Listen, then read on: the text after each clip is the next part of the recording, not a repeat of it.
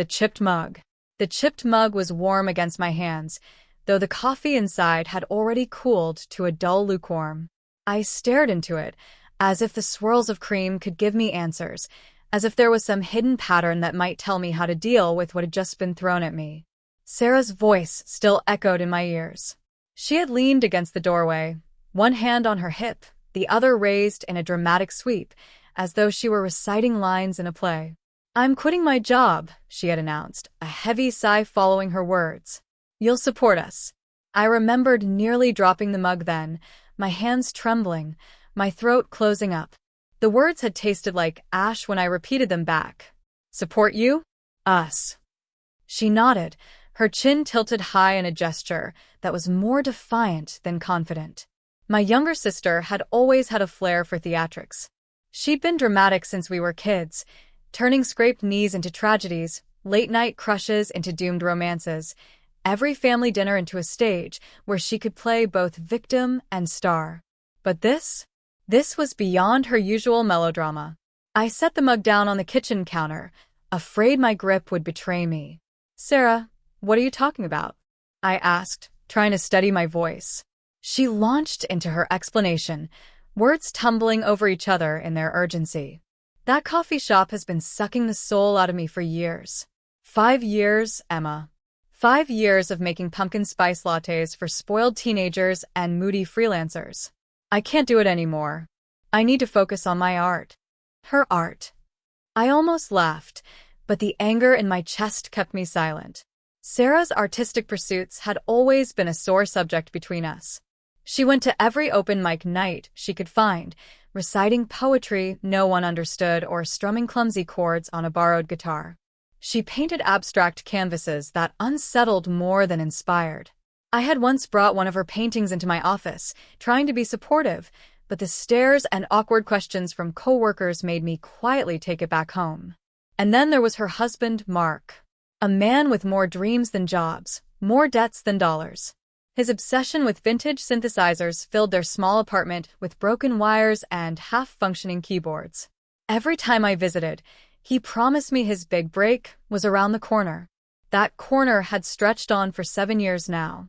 "You'll support us," Sarah repeated, softer this time, almost pleading. "Just until my pottery business takes off." That was when I finally choked out a laugh. Short, sharp, humorless. "Your pottery business?" She winced at my tone but held her ground. "Yes. I've already started. I bought a kiln, on credit, but it's fine. I've been making mugs, bowls, plates. People are going to love them. I just need seed money. A little help to get off the ground." Images of her work flashed in my mind. I had seen the mugs, misshapen lumps of clay that looked like a toddler's messy experiment in art class. I'd smiled, pretended to admire them, even sipped coffee out of one without grimacing. But the truth was unavoidable. They weren't sellable. "Sarah," I sighed, rubbing my temples. "I can't. I won't." Her face crumpled, her eyes narrowing as tears welled up. "You won't? After everything I've been through? After everything I've given up?" My voice rose without my permission. "Everything you've given up? I've been the one holding you up, Sarah. Through college, through every terrible relationship, through every impulsive decision you've made. I've bailed you out more times than I can count. And now you want me to throw away my financial stability so you can chase another impossible dream?" She flinched as though I'd struck her. Then came the barrage. "You're selfish," she cried, her voice sharp as glass. "You've always thought you were better than me. You with your perfect little job, your perfect savings plan, your perfect house. You think you're smarter, more responsible, but you don't understand what it's like to want something more. You don't understand what it means to dream." Her words cut deeper than I wanted to admit. I did have the job, the house, the carefully budgeted life. I'd spent years making sure my feet never slipped, that I was always standing on solid ground. And maybe, yes, I didn't understand what it meant to leap blindly into passion. But I wasn't about to let her drag me off a cliff with her. "I won't do it," I said, my voice firm, final. Her tears spilled over, streaking her cheeks. "You're supposed to be my sister, my family, and you can't even help me?" I stood silent, arms crossed over my chest, holding my ground as she hurled accusations. By the time our mother arrived, the argument had reached fever pitch. Mom stood in the doorway, her soft voice trembling as she begged us to stop. "Girls, please. This isn't worth tearing each other apart over." But it was too late. Sarah stormed out of the kitchen, slamming the door to her room. Mom gave me a disappointed look, one that hurt more than Sarah's words. The silence that followed was... I closed my eyes, biting back the frustration that rose instantly. "Mom," she asked me to support her and Mark. "Do you understand what that means? Their rent, their bills, their food. All of it. On my salary. On top of my mortgage and my car payments. I can't." Mom held up her hand, stopping me. "I know, sweetheart. I know you can't do everything. But she's your sister." The words stung more than they should have. I set the mug down too hard, the ceramic clinking against the counter. "And I've been her sister for years. I've bailed her out more times than I can count. When she dropped out of college the first time, who paid her tuition when she tried again? When she got evicted from her apartment in Chicago, who drove 4 hours with a truck to help her move back home? When she maxed out her credit card on that ridiculous online art course, who helped her consolidate her debt?" Mom flinched, and guilt immediately pressed down on me. It wasn't her fault. Not really. She loved Sarah with the same ferocity she loved me, but where I saw recklessness, Mom saw fragility. "She's just lost," Mom whispered. "You're so strong, Emma. You've always known what you wanted." "Sarah isn't like that." "She needs more time." I shook my head, my jaw tight. "She's 31, Mom. How much more time does she need?" The sound of a door slamming upstairs cut through the tense silence. A moment later, Sarah appeared, her hair unbrushed, her eyes red from crying. She stopped at the bottom of the stairs, arms crossed tightly over her chest like armor. "You're talking about me like I'm not even here," she said coldly. I turned, startled, though I shouldn't have been. Of course she'd been listening. Of course she'd been waiting for the moment to re-enter the scene. "Sarah," Mom began softly, "we're just trying to—" "Don't," Sarah snapped, cutting her off. Her eyes burned into mine, full of accusation. "I heard everything. You think I'm a failure.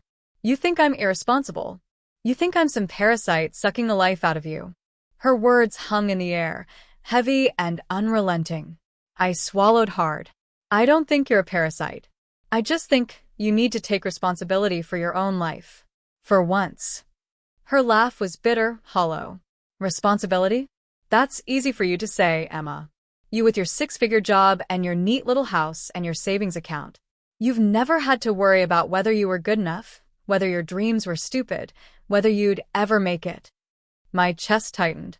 "That's not true. I've worried plenty. I've worked hard for everything I have, Sarah. I didn't just wake up one day with a career and stability. I fought for it. I sacrificed for it. And you." I stopped, forcing myself to breathe before I said something unforgivable. "You've always wanted shortcuts. That's the difference." Her face twisted, and for a second I thought she might throw something. Instead, she turned on her heel and stormed out the front door, the slam reverberating through the house. Mom sank into a chair at the kitchen table, her shoulders slumping. "This family," she murmured, half to herself. "We're tearing ourselves apart." I sat down across from her, my hands trembling. "I don't know what else to do, Mom. I can't keep saving her." Mom reached across the table, taking my hand in hers. Her grip was warm, but her voice was weary. Maybe she doesn't need saving anymore. Maybe she needs space.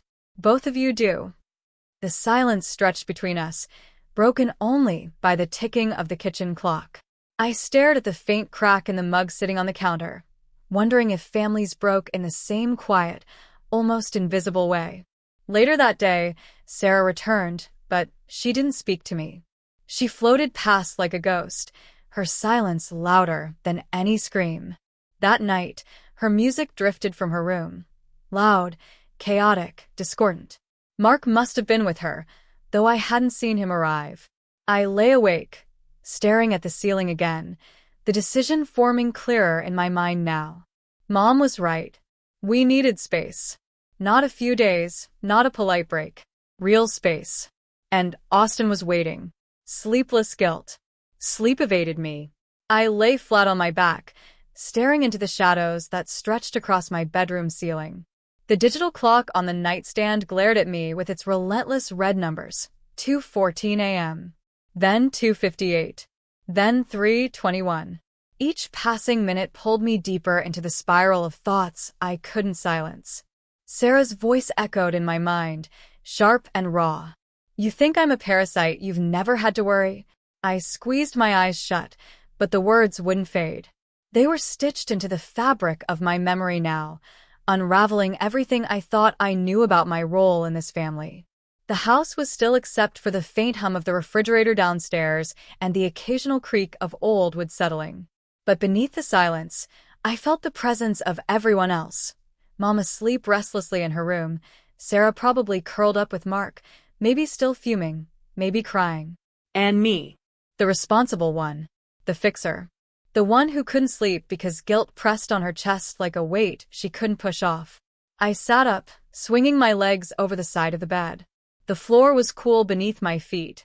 Without turning on the light, I reached for the small box under my bed, a box I hadn't opened in years. My fingers brushed dust from its lid before lifting it.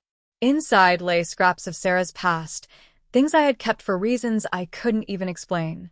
A photo of us at the county fair when she was 17, her braces flashing as she smiled next to me. A crumpled flyer from her first art exhibit at the community college, where she had displayed 3 canvases of swirling blues and grays. A bracelet she had made for me out of beads when she was a kid, sloppy, uneven, but full of love. I held the bracelet in my hand, the elastic stretched but intact. She had given it to me when I left for college. I could still hear her little voice in my head. Now you won't forget me when you're gone.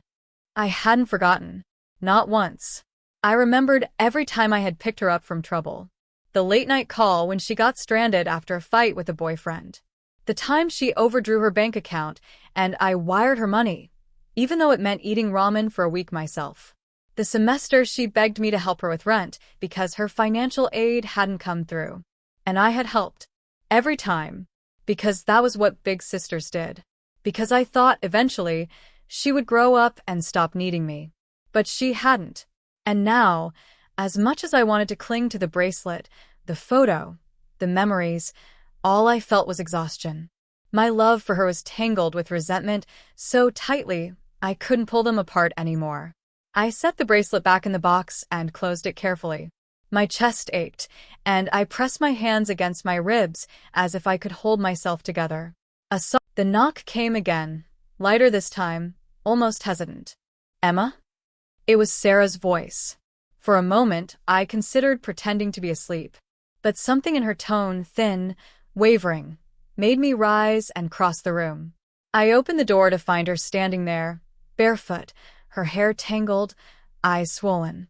She looked like the little sister I used to protect, not the woman who had just hurled accusations at me hours earlier. What is it? I asked, my voice sharper than I intended. She flinched but didn't back away. I couldn't sleep. Neither could I, but I didn't say that. I just stood there, arms crossed, waiting. She stared at the floor, twisting the hem of her shirt in her hands. I didn't mean everything I said earlier. I was angry. I say stupid things when I'm angry. I sighed, leaning against the doorframe. Sarah, you can't keep doing this. Exploding, blaming me, then apologizing when it's too late. I know, she whispered. I feel like you've always been perfect, and she trailed off, her voice cracking. I softened, if only a little. I'm not perfect. You think I don't have doubts? That I haven't made mistakes? But you always bounce back, she said. I fall, and I stay down. Her words hit something inside me. For once, she wasn't making excuses. She was admitting the truth, raw and unpolished. I don't hate you, Sarah, I said quietly. I can't keep carrying you. It's killing me. Tears slid down her cheeks. I don't want you to carry me anymore. I just want you to believe in me. Silence stretched between us. My throat tightened. I do believe in you. I always have. But belief isn't enough if you don't act on it. She nodded slowly, wiping her face with the back of her hand. You're probably right. I just don't know how to start. Neither of us spoke for a long moment. Then I reached out, brushing a strand of hair from her face like I used to when she was younger. She leaned into my hand for a heartbeat before pulling back, ashamed. Good night, Emma, she whispered, turning away. Good night, I murmured, though my chest ached with unspoken words. When I finally returned to bed, I lay awake until dawn. The guilt was still there, but now it mingled with something else, grief. Because love wasn't enough. And maybe, just maybe, it never had been. The breaking point. The morning sun filtered weakly through the kitchen blinds, stripes of pale gold cutting across the counter where an abandoned cereal box lay. The house was quiet, but it wasn't peaceful. Quiet like a battlefield after the cannon smoke has cleared, debris still smoldering. I sat at the table with a mug of coffee, fingers drumming against the chipped ceramic. My body ached from the sleepless night, my mind caught between exhaustion and tension. The night's fragile truce with Sarah lingered, but it felt brittle, one sharp word away from shattering. The door creaked open, and Sarah shuffled in, wrapped in her oversized sweater, hair tied up in a messy bun. She avoided my eyes, heading straight for the coffee pot. Mark trailed behind her, humming some tune under his breath, barefoot, shirtless, strumming an air guitar with his hands like he didn't notice the storm brewing. The sight of him, so carefree, so oblivious, ignited something sharp inside me. Morning, he said, finally catching my stare. You look like you didn't sleep. I didn't bother responding. Sarah slid into the chair opposite me, cradling her mug like it might shield her. The silence thickened until it snapped. So, Sarah began, her tone force-light, about what we talked about last night. My chest tightened. Here it was. I think, she continued, that if you could just lend us a few thousand to cover the kiln payments and rent, I'd be set. I've got designs sketched, and I can sell pieces online, maybe at the farmer's market. It won't take long before I'm making it back. Her voice trembled with determination, but the words rang hollow. I set my mug down carefully, as though the weight of my frustration might crack it. Sarah. No. Her eyes snapped up. No. No. I repeated, steady. I'm not giving you money. Not anymore. Mark chuckled under his breath, a disbelieving sound. Wow. Harsh. I turned my gaze on him. You think this is a joke? Do you even contribute anything? Rent? Groceries? Bills. His smirk faltered. I'm working on my music. Working. My voice rose before I could stop it. You've been working on music for years, Mark. Meanwhile, Sarah's begging me to bankroll both of you. I'm done. Sarah's face flushed crimson. Stop it. Don't talk to him like that. I shot her a look. Someone has to. You keep protecting him like he's a child, but he's a grown man living off you. And you're trying to live off me. The words landed like blows. Sarah's hands tightened around her mug until I feared it might shatter. You don't understand, she spat. You've always had everything figured out, your career, your savings, your stupid plan for everything. Not everyone gets that, Emma. Not everyone wants to live like a robot. Her words cut, but I didn't back down. And not everyone gets to avoid responsibility forever, Sarah. You can't just declare a dream and expect everyone else to pay for it. Tears welled in her eyes, but her anger held. You think you're better than me. You've always thought that. I don't think I'm better, I said, voice trembling now. I just think I can't do this anymore. I won't drown trying to save you. For a heartbeat, silence hung between us, broken only by Mark's restless shifting. Then Sarah shoved back her chair, the screech of wood against tile, making me flinch. Fine, she hissed. If you're so sick of me, then leave. Maybe I'd be better off without you breathing down my neck. The words landed harder than she knew, because part of me had already decided to leave. I stood slowly, palms pressed flat against the table. Maybe you would. Her expression flickered, shock, fear, and stubborn pride twisting together, but she didn't take the words back. I turned, walked past Mark's startled face, past the chipped walls that had heard too many arguments, past the memories that clung like cobwebs. In my room, I grabbed my suitcase from the closet. My hands shook as I set it on the bed, but my resolve was steady. This wasn't impulse. It was inevitability. Each shirt folded felt like a small rebellion. Each pair of jeans tucked away like a declaration. I'm choosing me this time. When Mom appeared in the doorway, her eyes wide with alarm, I froze mid-pack. "Emma," she whispered. "What are you doing?" I swallowed hard. "I can't stay here, Mom. Not like this. Not anymore." Her face crumpled with worry. "But Sarah, she needs you." I shook my head, tears stinging my eyes. No. "She needs to learn to need herself. And I need to stop pretending I can save her." Mom stepped inside, reaching for me, her hand trembling as it touched my arm. "If you go, things might break between you two." "They're already broken," I said softly. "Leaving might be the only way either of us can start fixing them." Her lips pressed tight, but she didn't argue again. She just stood there, watching as I zipped the suitcase, the sound final, sharp as a closing door. Downstairs, Sarah's voice carried, angry, muffled, maybe crying. Mark muttered something back. I didn't go to them. Couldn't. Instead, I wheeled the suitcase to the front door. My chest felt hollow, like something had been scooped out of me. When I stepped outside, the morning air hit me fresh and cool, the sun just climbing over the rooftops. For the first time in years, I felt the edge of freedom. And guilt. Always guilt. But as I loaded my suitcase into the trunk of my car, I knew one truth. Sometimes breaking away was the only way to keep from breaking apart. The departure. The highway stretched before me like an unspooled ribbon of silver, the early morning sun painting the sky in shades of rose and gold. My car hummed beneath me, the trunk heavy with everything I could fit, the back seat piled high with the overflow of my life. The city I'd called home for years shrank in the rearview mirror, buildings dissolving into the horizon until all that remained was a faint ache in my chest. I kept my hand steady on the wheel, but inside, I was trembling. Leaving wasn't easy, it wasn't meant to be, but it was necessary.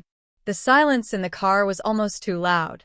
My phone buzzed on the passenger seat, Sarah's name lighting up the screen. I let it ring, then ring again, and again. Each call chipped at me, but I didn't answer. Not yet. If I heard her voice now, pleading or furious or both, I might falter. And faltering wasn't an option. By the time I crossed into Texas, exhaustion tugged at me.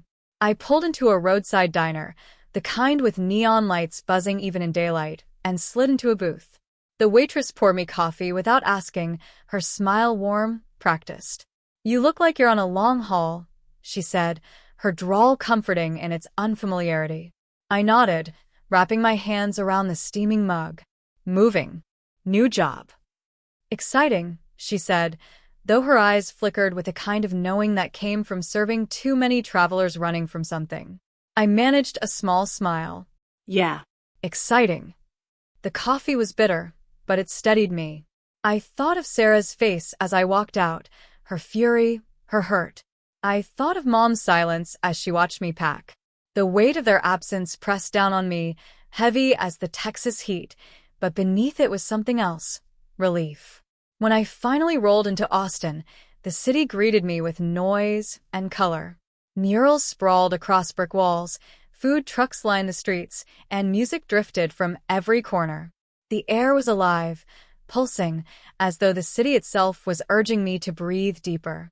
The apartment complex where I'd rented a small unit wasn't much to look at, peeling paint, creaky stairs, but it was mine. Mine alone. I carried my suitcase up 2 flights, each step echoing with finality. Inside, the apartment smelled faintly of dust and fresh paint. Bare walls, empty rooms. A blank canvas. I set my bags down in the middle of the living room and sat on the floor, staring at nothing. For the first time in years, the silence wasn't suffocating. It was spacious, full of possibility. That night, I lay on an air mattress with a single blanket, the ceiling fan whirring above me. Sleep didn't come easily. My mind replayed every word, every argument, every look Sarah had thrown at me. The guilt gnawed, but so did something else, hope. The next morning, I stepped into my new office downtown. Glass walls gleamed, monitors flickered with data, voices buzzed with energy. My manager, a sharp woman named Caroline, greeted me with a firm handshake and a smile. "Emma, glad you made it," she said. "We've got big things ahead. You ready to dive in?" I nodded, though inside I was still raw. More than ready. The days that followed blurred into a rhythm. Early mornings, long hours, challenging projects that left me drained yet fulfilled. The demands of the job were relentless, but they filled the hollow spaces inside me, gave me purpose where there had only been worry. At night, I wandered the city. I discovered a coffee shop with mismatched furniture and live jazz, where I sat with my laptop and typed out emails to Mom that I never sent. I walked along Lady Bird Lake, the water glinting in the sunset, and felt the weight of my choices shift, lighter with each passing week. But the guilt never fully disappeared. Sarah's absence was a quiet ache. When she texted short messages, stiff and polite, I replied in kind. We didn't talk about money. We didn't talk about pottery. We didn't talk about the fracture between us. One evening, as I stood on my balcony watching the city lights flicker to life, my phone buzzed. A single text from Sarah, "I miss you." I stared at the words, my throat tightening. I typed, deleted, retyped. Finally, I sent, "I miss you too." It wasn't a fix, not yet. But it was something. I leaned against the railing, the Texas air warm against my skin, and whispered to the night, "This is the start." And, for the first time in a long time, I believed it. Austin life. The first few weeks in Austin blurred into a haze of newness. New streets to memorize, new grocery stores with unfamiliar layouts, new neighbors who nodded politely in the hallways but didn't linger. I moved like a shadow through it all, clutching at the routine of work as if it were a lifeline. My job consumed me, in the best possible way. Caroline, my manager, had an energy that was both intimidating and inspiring. She demanded precision, but she rewarded effort. When I stayed late on my second week to debug a stubborn piece of code, she noticed. "You've got grit," she said, passing by my desk. Her words, simple as they were, struck something deep inside me. Recognition. Validation. Something I hadn't realized I'd been starving for. At night, though, the apartment swallowed me in its silence. The blank walls seemed to ask questions I didn't want to answer. I filled the space with small comforts, a second-hand couch, a set of mugs that matched for once, a plant that stubbornly thrived despite my neglect. Sometimes, in the quiet, I would imagine Sarah's laughter echoing off these walls, the way she used to burst into my apartment back home with a half-finished painting or a new disaster of a relationship. My chest would ache, but I didn't reach for the phone. Not yet. Instead, I explored. Austin opened itself to me like a restless, beating heart. On weekends, I wandered through street markets, where vendors sold everything from homemade candles to watercolor prints. I bought a hand-painted bowl once, my fingers tracing the uneven glaze. It reminded me of Sarah, though I didn't admit that to myself at the time. One evening, drawn by the thrum of bass lines, I found myself in a dimly lit bar where a local band played with reckless abandon.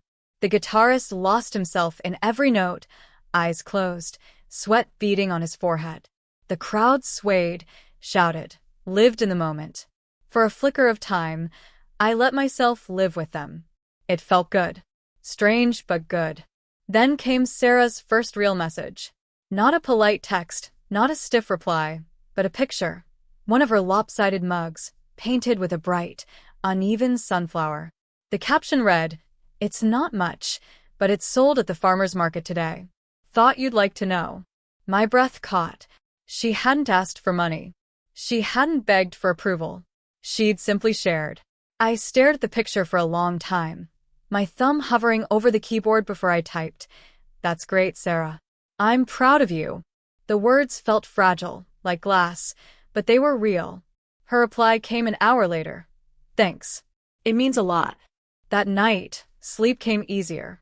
Work accelerated, deadlines piling up, but the city no longer felt foreign. I found myself lingering in coffee shops, watching students scribble notes, artists doodle in sketchbooks, musicians jot lyrics on napkins. Creativity pulsed in Austin like blood through veins. It reminded me of Sarah, her chaos, her ambition, her need to create even when no one understood. And slowly, the sharp edge of my resentment dulled. On a Saturday morning, I called Mom. She sounded tired but lighter somehow. "Your sister's been busy," she said, her voice threaded with cautious pride. "Pottery classes, farmers markets. She still struggles, but she's trying, Emma. Really trying." I closed my eyes, leaning back against the couch. Relief mingled with guilt. "That's good," I whispered. "I'm glad." "You should call her," Mom urged gently. "I will," I promised. And this time I meant it. That evening, as the Texas sun dipped low and painted the skyline in molten gold, I dialed Sarah's number. My heart thudded as the line rang once, twice. "Hello." Her voice, hesitant, familiar. "Hey," I said, forcing a smile though she couldn't see it. "It's me." A pause, then a laugh, soft, nervous. Emma. Wow. "I wasn't sure you'd call." "I wasn't sure either," I admitted. "But I wanted to hear your voice." The silence that followed wasn't heavy this time. It was tentative, like the first step onto a frozen lake, careful, but full of possibility. We talked for nearly an hour. Not about money. Not about fights. Just about her pottery, my job, the city, the little things that made up our days. By the time I hung up, my chest felt lighter, my heart less guarded. I knew it wasn't fixed, not yet. But it was mending. And as I stood on my balcony, the night air humming with distant music, I whispered to myself, maybe we're both learning. The package arrived on a Tuesday. I found it waiting on my doorstep when I returned from work, a plain cardboard box with my name scrawled across the top in messy handwriting I recognized instantly. My stomach flipped. Sarah. I carried it inside, setting it gently on the kitchen counter as though it might break.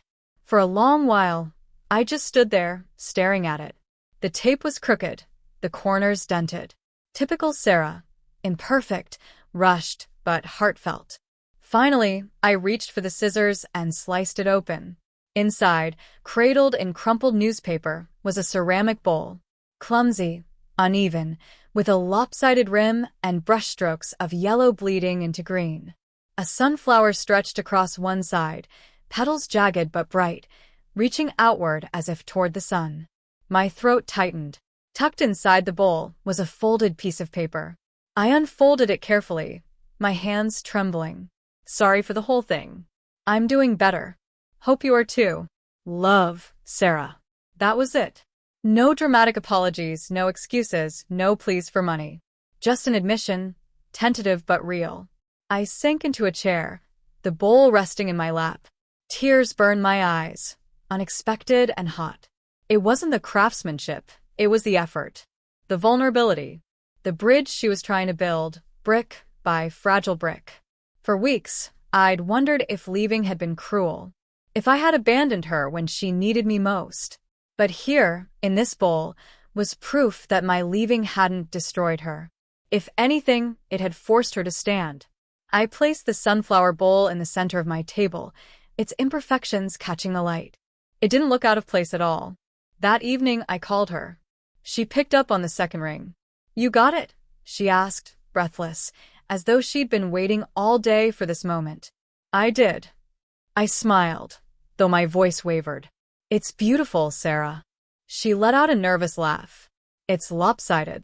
"It's perfect," I said firmly. "It's you." Silence stretched, then softened. I heard her sniffle on the other end. "I wasn't sure you'd like it." "I love it," I whispered. And I meant it. We talked for an hour, then 2. About the farmer's market, where she'd sold 3 mugs and a plate. About her new pottery class, where the teacher actually gave her homework. About how Mark had finally picked up a part-time job at a music store. None of it was dramatic. None of it was earth-shattering. but it was honest. When I finally hung up, the apartment felt warmer somehow. The sunflower bowl glowed faintly in the lamplight, a reminder that even imperfect things could hold beauty. Days turned into weeks, and the bowl became part of my daily rhythm. I dropped my keys into it after work, set fruit in it on weekends, even caught myself tracing the jagged sunflower petals absent-mindedly, while I thought. Every time I looked at it, I remembered. Sarah was trying. And maybe so was I. One Saturday, I took the bowl out onto my balcony. The Texas sun poured over it, the colors glowing brighter than they had under the dim kitchen light. I snapped a photo and sent it to Sarah with the caption, "Your sunflower found the sun." Her reply came almost immediately. "Guess it's blooming in both places." I laughed through the tears that filled my eyes. For the first time in years, our conversation didn't feel like a tightrope walk. It felt like standing on solid ground. That night, I slept deeply, dreamlessly, the sunflower bowl safe on the table beside me. Reflections. Autumn crept into Austin slowly, painting the trees in muted golds and rusty browns. The heat softened, and for the first time since moving here, I found myself walking the streets without rushing into air-conditioned refuge. I carried a coffee in one hand, a notebook in the other, and wandered through the neighborhood farmers market. Booths lined the sidewalks, bursting with apples, honey jars, handmade soaps. The air smelled of roasted corn and cinnamon. I wasn't here to buy anything. I came because it reminded me of home, the small-town fair Sarah and I used to visit as kids, before everything got so tangled. We'd walk past booths of knitted scarves and dream catches, pockets stuffed with caramel corn, laughing at nothing. Back then, leaving her side had felt unthinkable. Now, as I stopped at a booth of handmade pottery, my eyes stung. The mugs were perfectly shaped, glazed in smooth blues and whites. A young woman behind the table smiled and greeted customers confidently. I thought of Sarah's sunflower bowl sitting on my kitchen table, uneven, imperfect, but alive in a way these factory-perfect mugs weren't. I realized then that Sarah had given me more than an apology. She had given me proof that she could grow, even without me. And maybe, just maybe, I had given myself the same. That night, I pulled out my notebook. For weeks, it had sat mostly empty, pages filled with fragmented thoughts. But something shifted after the package, after our long calls, after the photo of the sunflower basking in Texas sunlight. I wrote, leaving wasn't betrayal. It was survival. It was the oxygen mask I put on first so I could breathe. Maybe one day, I'll stop blaming myself for that. The words spilled faster after that. Memories, guilt, questions, all untangled onto the page. I remembered the night I packed my bags, Sarah crying in the doorway, begging me not to go. I had hated myself for walking past her, for slamming the trunk, for driving away while she shrank in the rearview mirror. But now, years later, I saw it differently. I hadn't left her in the dark. I had left so we both might find light. The calls between us grew steadier. Not every day, not even every week, but enough. She told me about her progress, about new glazes she was experimenting with, about how Mark finally quit drinking. Sometimes she sounded tired, sometimes overwhelmed, but there was a steadiness in her voice that hadn't been there before. One evening, she confessed, "For a long time, I thought you left because you didn't love me anymore." My heart clenched. "Sarah, But," she interrupted softly, "I get it now. You couldn't fix me. You needed to live. And maybe that's what made me realize I had to live, too." I pressed my hand against my mouth to stifle a sob. "I never stopped loving you. Not for 1 second." "I know," she whispered. "I think I finally believe that." The sunflower bowl became a symbol in my apartment. Friends who visited would comment on it, ask where I'd gotten it. I never told them the full story, just smiled and said, "It's from someone important." But privately, it anchored me. Whenever guilt threatened to rise again, whenever the old tapes in my head whispered you abandoned her, I looked at that jagged sunflower and remembered. Sarah was alive. I was alive. We had survived. And survival, I realized, was its own kind of love. One evening, I sat on the balcony as the sky blushed pink and violet. My notebook lay open on my lap. I wrote, "Forgiveness isn't just something Sarah has to give me. It's something I have to give myself. I left because I had to. And that doesn't make me weak, it makes me human." The words felt final, like a knot loosening. For the first time in years, I breathed without heaviness pressing down on my chest. Somewhere in Dallas, Sarah was shaping clay, her hands dirty, her heart steadier. And here I was, under the Texas sunset, finally beginning to believe that I hadn't abandoned her. I had set us both free. That night, before bed, I placed the sunflower bowl beside my pillow. Its uneven petals caught the glow of the lamp. I whispered into the quiet, "I forgive you. I forgive me." For once, the silence didn't echo back with accusation. It just held me. And I slept peacefully. Reunion. The letter came in early spring. Not an email, not a text, but a handwritten note, just like the one that had arrived months ago with the sunflower bowl. The envelope was smudged with fingerprints, the ink uneven, as if her hand had trembled. "Emma, I'm coming to Austin next month. There's an art fair. I got accepted, they want my work. I'd really like to see you. If you want that too. Sarah." I stared at the paper until the words blurred. She was coming here. After all this time, after all the phone calls and tentative reconnections, she was crossing the distance. The weeks leading up to her visit felt like walking on the edge of a cliff. Excitement, fear, anticipation, all tangled into a knot at the pit of my stomach. I cleaned my apartment twice over, rearranged furniture, bought fresh flowers, only to watch them wilt before replacing them with new ones. Every detail felt like it mattered, as though perfection might somehow erase the years we'd lost. But nothing could change what had happened. When the day finally came, I stood at the Austin Convention Center, clutching a tote bag like a lifeline. Booths sprawled across the massive hall, filled with painters, jewelers, woodworkers. And there, at the far end, under a modest banner scrawled with her name, was Sarah. She was thinner than I remembered, her hair pulled back in a messy bun streaked with gray. But her eyes, those same stormy, restless eyes, lit up when they found me across the room. For a moment, we just froze. Two statues in the middle of the bustling crowd. Then she broke into a run. "Emma." Her arms crashed around me, and I let them. I buried my face in her shoulder, inhaling clay dust and lavender lotion, and the years crumbled away. We clung to each other like drowning women who had finally found shore. When we finally pulled apart, she laughed nervously, swiping at her eyes. "God, you look exactly the same. Maybe a little more corporate." I smiled through my tears. "And you look like someone who actually belongs here." She glanced back at her booth, where rows of mugs, bowls, and vases sat in neat lines. They weren't perfect, still a little uneven, a little quirky, but there was something alive in them. Something hers. "People like them," she said softly, almost in disbelief. "I've sold 3 already." I'm not surprised. I picked up a small vase with a crooked rim, painted in swirls of blue. "These feel like you. Imperfect and beautiful."